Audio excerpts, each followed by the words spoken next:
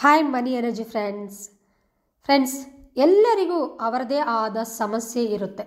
ಒಬ್ಬೊಬ್ಬರಿಗೆ ದುಡ್ಡಿನ ಸಮಸ್ಯೆ, ಬಾಂಧವ್ಯಗಳಲ್ಲಿ ಸಮಸ್ಯೆ, ಆರೋಗ್ಯದಲ್ಲಿ ಸಮಸ್ಯೆಗಳು. ಯಾರಿಗೆಲ್ಲ ಸಮಸ್ಯೆ ಹೇಳಿ? ಈ ಸಮಸ್ಯೆಗಳನ್ನು ಎಲ್ಲಿ ತೀರತ್ತಾ ಅಂತ ಹೋರಾಡ್ತಾ ಇರ್ತಾರೆ ಜೀವನದಲ್ಲಿ. ಆ ನಿಮ್ಮ ಸಮಸ್ಯೆನ ಬೇರೆಯವರ ಜೊತೆ ಶೇರ್ ಮಾಡ್ತಿದ್ದೀರಾ?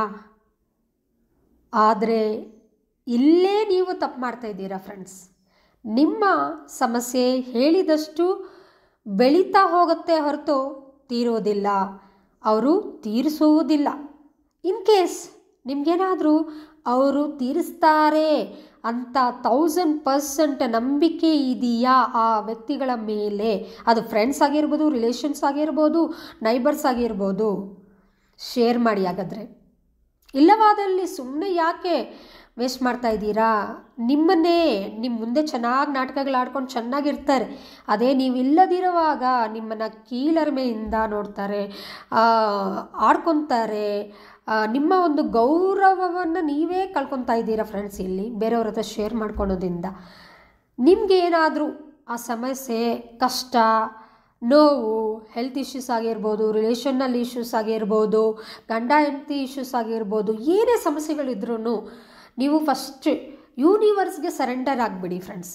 ಯೂನಿವರ್ಸಿಗೆ ಸರೆಂಡರ್ ಆದಾಗ ಡೆಫಿನೆಟ್ಟಾಗಿ ಯೂನಿವರ್ಸು ನಿಮಗೆ ಸರೆಂಡರ್ ಆಗಿಬಿಟ್ಟು ನೀವು ಓಪನ್ನಾಗಿ ಟೆರೇಸ್ ಮೇಲೆ ಹೋಗೋ ಅಥವಾ ಆಚೆಗಡೆನೋ ಕಾಂಪೌಂಡಲ್ಲೋ ಓಪನ್ ಆಗಿ 2 ಕೈ ಚಾಚುತ್ತಾ ಕೇಳಿ, ನನ್ನ ಸಮಸ್ಯೆ ಹೀಗಿದೆ, ನನಗೆ ದಾರಿ ತೋರಿಸು. ಮಾರ್ಗಗಳು ಡೆಫಿನೆಟಾಗಿ ಯೂನಿವರ್ಸ್ ನಿಮಗೆ ಕೊಡುತ್ತೆ. ಅಷ್ಟೇ ವಿನಃ ನೀವು ಸುಮ್ಮನೆ ಅವ್ರ ಹತ್ರ ಇವ್ರ ಹತ್ರ ಶೇರ್ ಮಾಡಿಕೊಂಡು ಅದು ಯೂಸ್ ಇಲ್ಲ.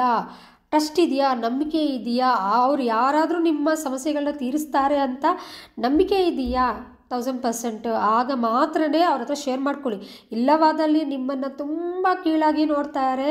ಈ ತಪ್ಪನ್ನು ನೀವು ರಿಪೀಟ್ ಮಾಡ್ಕೋಬೇಡಿ ಲೈಫಲ್ಲಿ. ನಿಮ್ಮ ಒಂದು ಗೌರವನ ನೀವೇ ಕಳ್ಕೊಬೇಡಿ. Thank you universe.